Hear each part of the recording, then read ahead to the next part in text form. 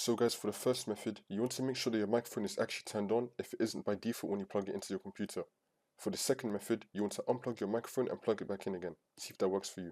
For the third method, you want to unplug and plug your microphone into a different port on your computer. For the fourth method, you want to sign out of your Gmail account and Google Hangout and then sign back into your Gmail account and Google Hangout again. See if that fixes the problem for you. Now for the next method, once you're on Google Chrome, you want to click on the three dots in the top right. Then you want to scroll down and click on settings.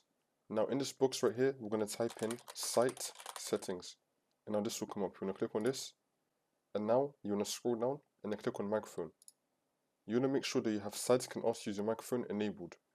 And you also want to make sure the correct microphone has been selected. Then you want to scroll down. And if you see that Google Hangout is here, so it says not allowed to use your microphone and Google Hangout is here, then you just want to remove it. And you want to make sure that it's on allowed to use your microphone instead. You also want to scroll back up if that's still not working. And then you want to try out all the microphones that you have available.